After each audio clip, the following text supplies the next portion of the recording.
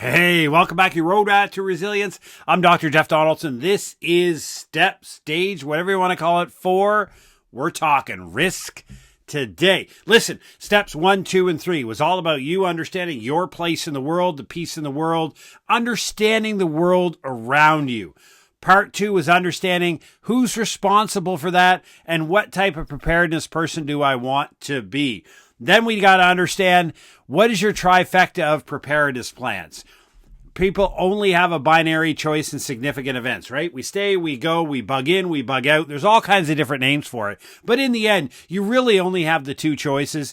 And then we introduce the idea, as we suggest in research informs, that losing your family income is just as impactful to you and your family as burning your house down to a wildfire or some random fire, or the guy in the apartment below you who just didn't understand how to cook with oil. The point being is, all of these things happen in the environment. They happen beyond your control. If you remember to what we talked about in step 2 or stage 2 about stoicism, right? And I refer to Stoics a lot.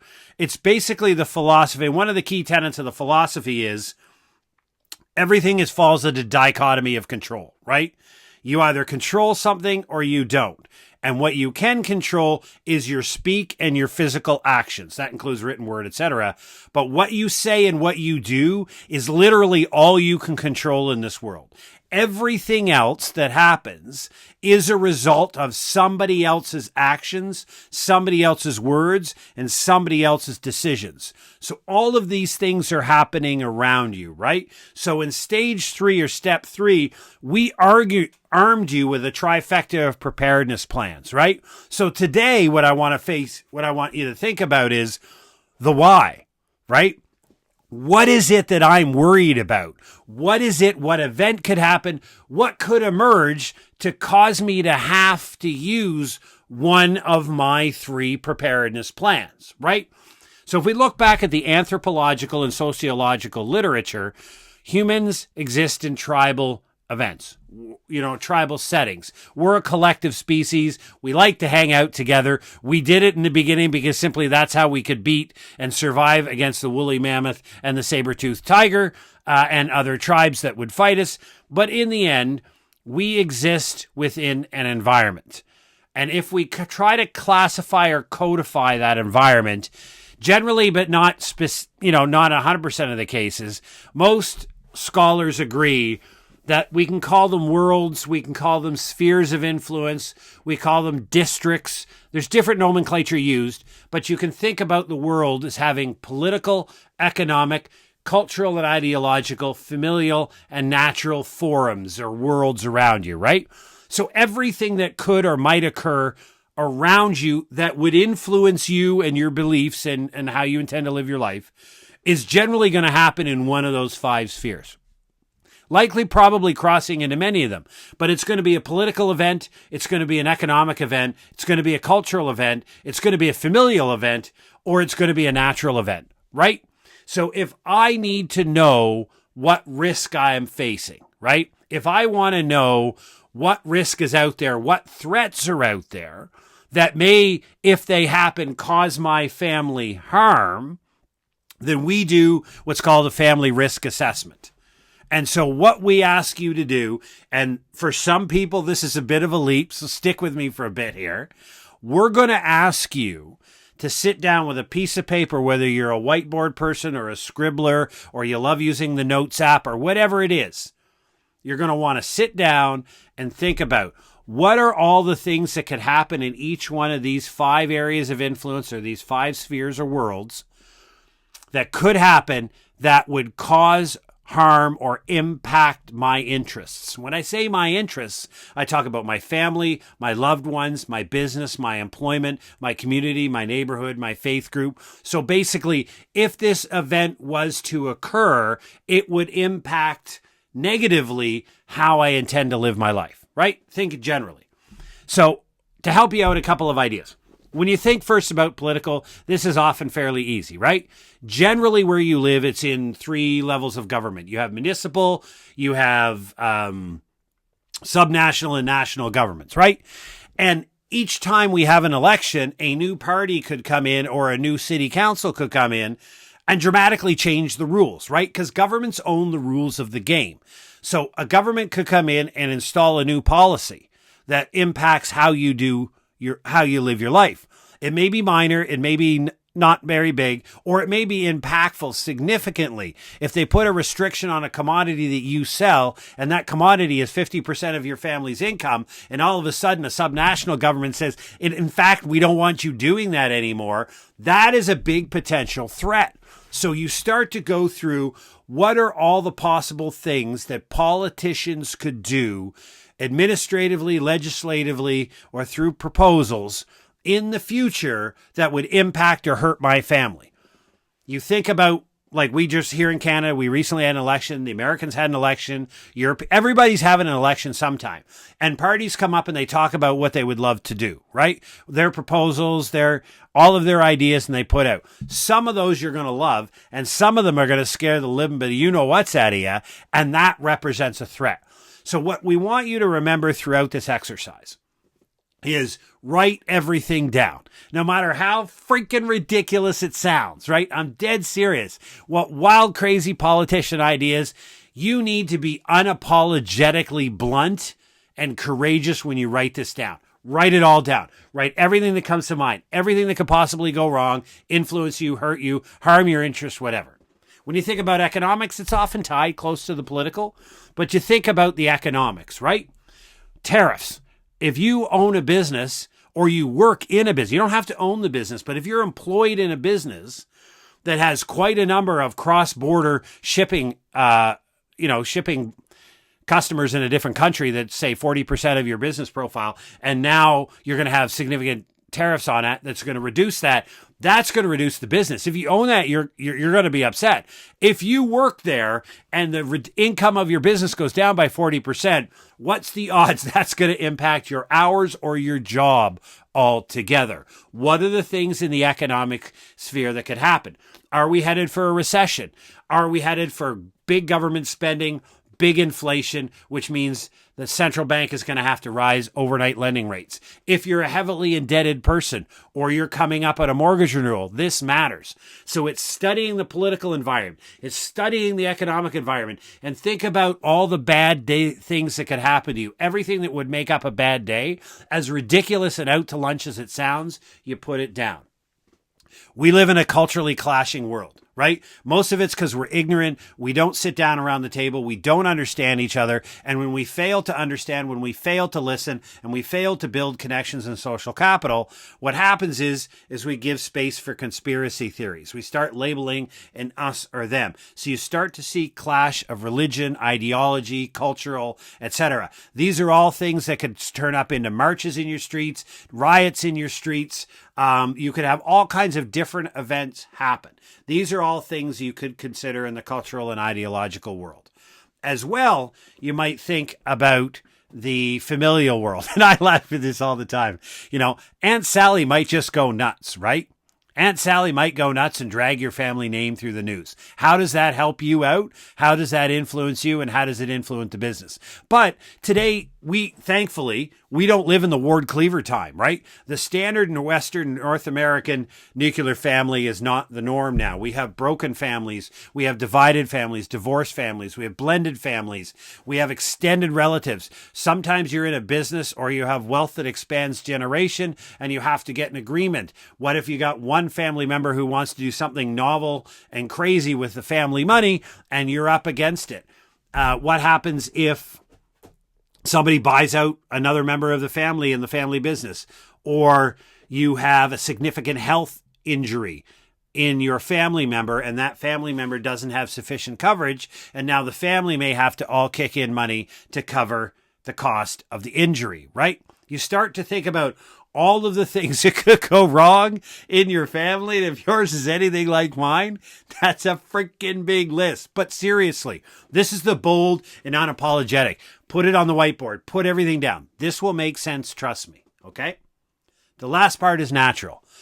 Nobody lives in a zero-risk environment, right? I can't prevent a disaster. You can't. The word prevention should never be used in disaster management, but here we are. You can't prevent anything.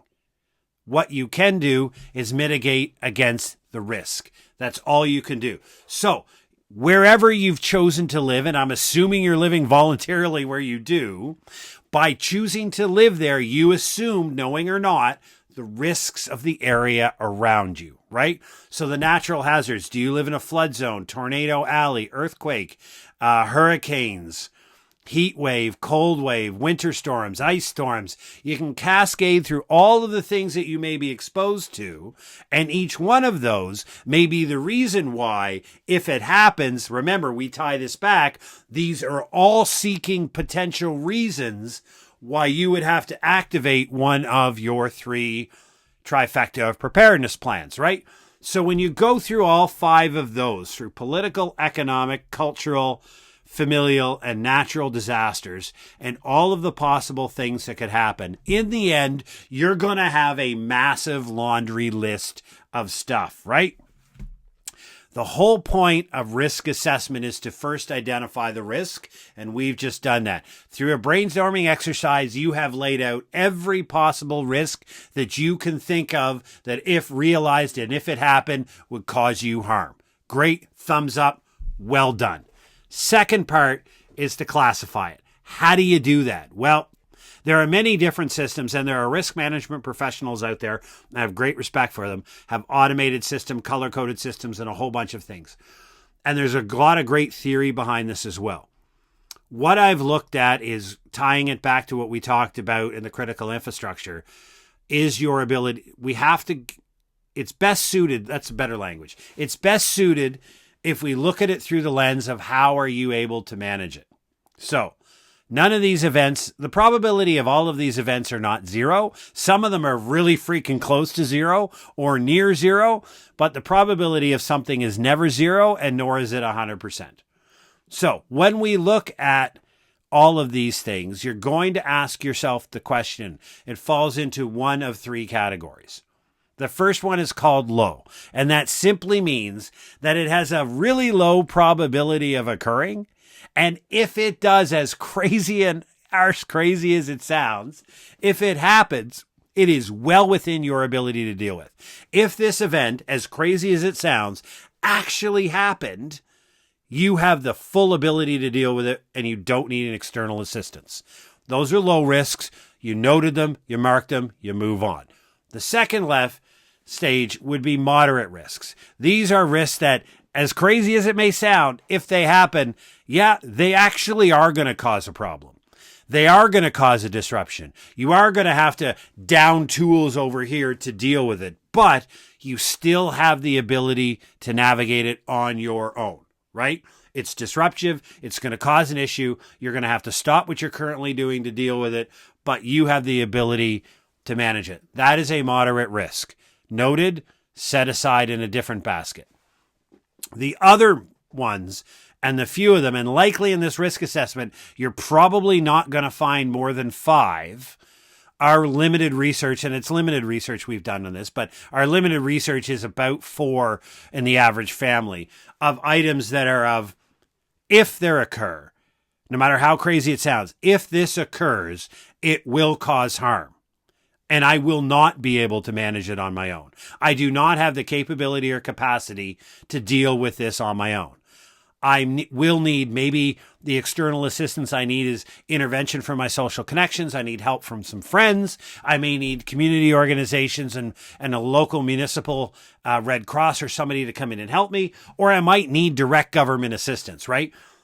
This risk that I've identified, if it's realized, will cause me harm, will make me stop what I'm doing, and it will overwhelm my ability to deal with it.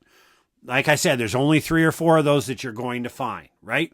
Those are your real, present, and clear risks that you've identified that likely would not have come from the top if you took somebody's PDF form filler off the internet. You did this risk assessment.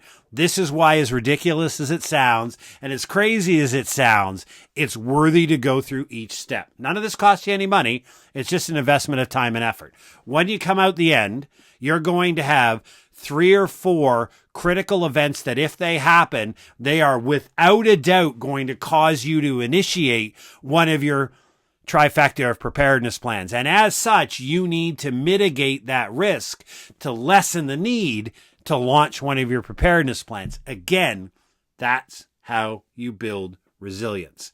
That's how you increase resilience, by reducing the necessity to enact a preparedness plan and reducing the probability of having significant harm happen to you and your family. So you've got 2 or 3 or 4 of these in front of you.